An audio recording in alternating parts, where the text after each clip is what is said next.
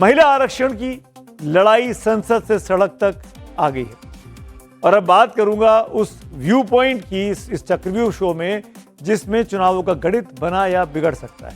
यानी चक्रव्यूह में मैं बात कर रहा हूं बंगाल चुनाव और महिलाओं के रिजर्वेशन के मामले की। संयोग देखिए कि महिला आरक्षण संशोधन विधेयक उस वक्त आया जब बंगाल में चुनाव की सरगर्मी काफी तेज है। अब लोकसभा में वो विधेयक भले गिर गया हो, लेकिन पश्चिम बंगाल की चुनावी फिजा में अभी भी तैर रहा है। बीजेपी ये बताने में कोई कसर नहीं छोड़ रही कि ममता और कांग्रेस जैसे दलों के कारण महिलाओं का हक मारा गया है। हर रोज अपने विरोधियों को घेरने के लिए सभाएं, रैलियां और विरोध बीजेपी कर रही है। यह सियासी संग्राम संसद से निकलकर अब सड़क पर शुरू हो चुका है। राजनीति की पुरानी कहावत है कि अगर मुद्दा जनता को समझ में आ गया तो आधी जीत पक्की है, लेकिन मुद्दा समझ में नहीं आया तो समझो तैयारी कच्ची है। महिला आरक्षण बिल को लेकर आजकल यही खींचतान चल रही है। लोकसभा में महिला आरक्षण से जुड़े संविधान संशोधन विधेयक बिल गिरने के बाद आज लखनऊ में भी भाजपा ने जन आक्रोश महिला पदयात्रा निकाली, जिसमें सीएम योगी खुद महिलाओं के साथ पैदल चले।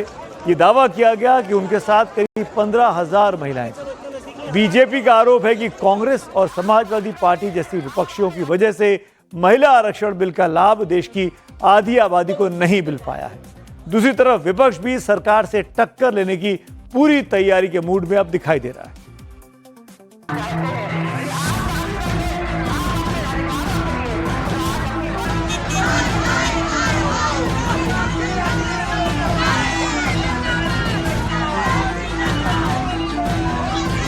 ये कांग्रेस हो या समाजवादी पार्टी, इनका चेहरा, इनके कृत्य महिला विरोधी है। की मंशा महिलाओं को रिजर्वेशन देने का नहीं है। कांग्रेस और समाजवादी पार्टी के लिए ये चेतावनी नहीं है, ये उनके लिए एक सफाई की आखिरी घंटी बज गई है।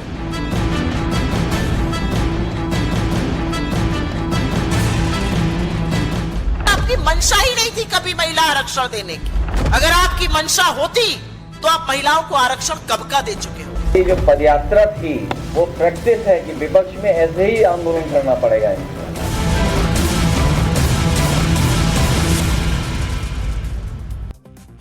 महिला आरक्षण बिल को लेकर बीजेपी जब से पिछले हफ्ते संसद में बैकफुट पर आई है, तब से उसने देश भर में जन आक्रोश महिला पदयात्रा निकालकर अपने विरोधियों को घेरने में पूरी कोशिश की है। लखनऊ में आप तस्वीरें दिखाता हूं मैं आपको। लखनऊ में सीएम योगी की पदयात्रा आज सीएम आवास से विधानसभा तक करीब 2 किलोमीटर तक निकाली गई। भोपाल में मोहन यादव भी ऐसी रैली को निकाल चुके हैं, वहां के मुख्यमंत्री। वहां पर बीजेपी की ही सरकार है। इसी तरीके से तीसरी तस्वीर छत्तीसगढ़ की है, जहां पर रायपुर में विष्णुदेव साय की अगुवाई में भी बीजेपी ने सरकार ने बीजेपी के नेताओं ने कांग्रेस के खिलाफ मोर्चा निकाला और कांग्रेस की खामियां गिनाई। ये कांग्रेस हो या समाजवादी पार्टी, इनका चेहरा और लोकतांत्रिक है, इनके कृत्य महिला विरोधी है। इनके सामने प्रधानमंत्री मोदी जी ने जो विकल्प दिया था अपनी महिला विरोधी छवि को समाप्त करने के लिए, उसका इन्होंने नाजायज दुरुपयोग करने का प्रयास किया है। उधर आज समाजवादी पार्टी के अध्यक्ष अखिलेश यादव ने एक सोशल मीडिया पर पोस्ट डालकर बीजेपी पर पलटवार किया है। अखिलेश ने खास तौर पर जन आक्रोश यात्रा को लेकर यह पोस्ट लिखा, सुनिएगा। एक बार फिर से दूर दूर से लोगों को जुटाया जाएगा, एक नहीं बार बार झूठ बोलो का पाठ पढ़ाया जाएगा, झूठ के महादरवाजे से झूठ का झंडा उठाया जाएगा, अपनी करतूतों की काली सड़कों पर चलाया जाएगा। और ये जो पदयात्रा थी वो प्रैक्टिस है कि विपक्ष में ऐसे ही आंदोलन करना पड़ेगा इनको। ये पहली सरकार है जो सरकार में रह करके विपक्ष की प्रैक्टिस कर रही है। ये हक अधिकार नहीं देना चाहते, आरक्षण नहीं देना चाहते, इसीलिए डिलिमिटेशन चुपचाप कराना चाहते थे महिला आरक्षण के बहाने। अमेरिका के पूर्व राष्ट्रपति जॉन एफ कैनेडी ने कहा था कि लोकतंत्र में एक मतदाता की अधूरी जानकारी सभी की सुरक्षा को कमजोर करती है। आजकल महिला आरक्षण बिल को लेकर देश में बहुत कंफ्यूजन का माहौल बनाया जा रहा है। बीजेपी और उसके खेमे से जुड़े नेता ये कह रहे हैं कि संसद में महिला आरक्षण बिल गिर गया है, जबकि ये बात गलत है। यहां आपको ये बात क्लियर कर लेनी चाहिए कि महिला आरक्षण बिल साल 2023 में पास हो चुका, आज से करीब 3 साल पहले। केंद्र सरकार के कानून मंत्रालय की ओर से जारी अधिसूचना के मुताबिक महिला आरक्षण अधिनियम 2023 अभी 16 अप्रैल 2026 से लागू हुआ है। अभी 16 अप्रैल, जिस वक्त संसद का ये विशेष सिटिंग चल रही थी। और खास बात यह है कि लोकसभा की चर्चा के दौरान इसको री-नोटिफाई किया गया है। इस कानून में संसद और राज्यसभा में राज्य विधानसभाओं में महिलाओं के लिए 33% आरक्षण का प्रावधान है, जो कि संसद से पास है, बहुमत से पास है, सर्वसम्मति से पास है। आपको याद दिलाऊं, सितंबर 2023 में जब इस बिल पर वोटिंग हुई थी, संसद में सर्वसम्मति से लोकसभा से महिला आरक्षण बिल पास हुआ था। इसके पक्ष में मौजूद थे संसद में जो 456 लोग थे सांसद, उनमें से 454 सांसदों ने उस वक्त वोट दिया था। केवल 2 लोग इसके खिलाफ गए थे, वो दोनों AIMIM के सांसद थे, असदुद्दीन ओवैसी और इम्तियाज जलील। इसके बाद 21 सितंबर 2023 को ये जो बिल था, ये राज्यसभा से भी सर्वसम्मति से 214 लोग जो थे, वो तमाम 214 सांसदों ने इसके समर्थन में वोट किया था। लेकिन 16 अप्रैल 2026 को, यानी पिछले हफ्ते, केंद्र सरकार 131वां संशोधन बिल 2026 लेकर आई, जिसमें यह कहा गया है कि 1/3 सीटों में महिलाओं को आरक्षण, चुनाव क्षेत्र के डीलिमिटेशन और सीटों की संख्या 850 तक करने के बाद ही लागू होगा, जिसका विपक्ष ने विरोध किया और संशोधन बिल के खिलाफ वोटिंग की।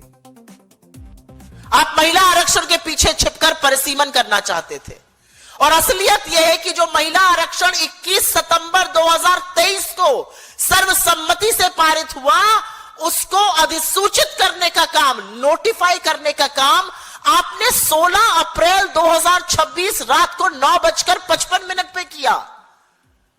30 महीने तक आपने महिला आरक्षण को नोटिफाई तक नहीं किया। यह आपकी सीरियसनेस है। महिला आरक्षण बिल को लेकर सत्ता और विपक्ष के अपने अपने तर्क और दावे हो सकते हैं। सरकार का पहला तर्क है कि देश में महिलाओं की आबादी की लगभग 50% है, लेकिन लोकसभा में उनका प्रतिनिधित्व 13 से 14% के आसपास है। इसीलिए सदन में लोकसभा सीटों को 543 से बढ़ाकर 850 तक करने का प्रस्ताव किया गया, ताकि महिलाओं को 33% आरक्षण मिल सके। जबकि विपक्ष का कहना है कि महिला आरक्षण को जनगणना और परिसीमन से जोड़ने की जरूरत ही नहीं है। अगर सरकार सच में महिला आरक्षण लागू करना चाहती है, तो विपक्ष के मुताबिक 2023 में जो बिल लाया गया था, उसको तुरंत लागू कर देना चाहिए। दूसरी तरफ सरकार का तर्क है कि 1971 की जनगणना के आधार पर लोकसभा की 543 सीटें तय कर दी गई थी, जबकि तब से अब तक की आबादी में करीब 3 गुना की बढ़ोतरी हो चुकी है। इस पर विपक्ष की दलील है कि जनसंख्या के आधार पर दक्षिण भारत के राज्यों की सीटें कम हो जाएंगी, इसीलिए ये ठीक नहीं है।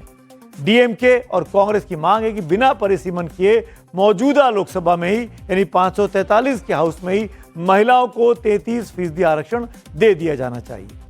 विपक्ष चाहता है कि 2026-27 की जनगणना, जिसमें ओबीसी की गिनती पूरी होने के बाद हो, तब परिसीमन को लागू किया जाए। हजार और एमएलए वहां पे चुन के आए। अगर आप देखो तो जम्मू और कश्मीर में 2011 का सेंसस इस्तेमाल किया है, और वहां पे आसाम में 2001 का किया है। वहां पे भी उन्होंने उनके चॉइस के हिसाब से सेंसस का इस्तेमाल किया है। अभी इनका जो प्रयत्न था या कोशिश थी, डीलिमिटेशन का कायदा मंजूर करे।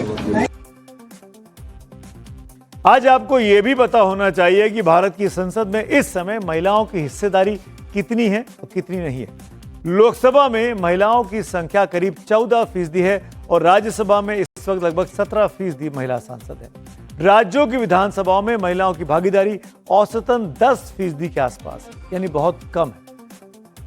तो कभी का पास हो गया है, 2023 में ही पास हो गया है, उसको नोटिफाई तक नहीं किए।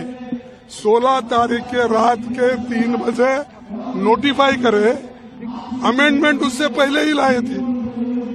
तो इनकी मंशा महिलाओं को रिजर्वेशन देने का नहीं है, इनकी मंशा डिलिमिटेशन एक्ट को ठीक कर लेके अपने मन के मुताबिक कॉन्स्टिट्यूंसीज बना के वो फिर दोबारा 10-20 साल हुकूमत करना चाहते हैं।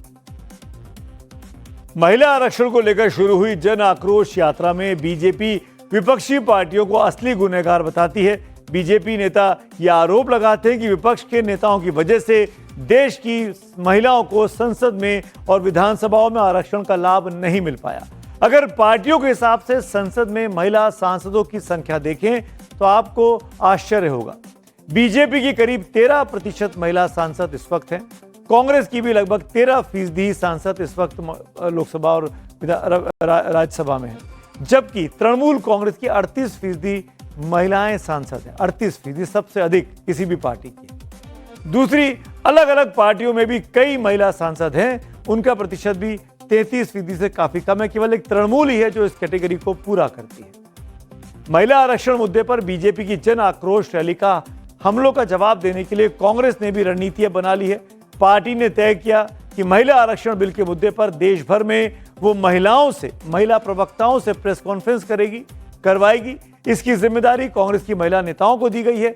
देश के 25 शहरों में कांग्रेस की महिला नेताओं ने प्रेस कॉन्फ्रेंस करके अपनी पक्ष जनता के सामने रखा।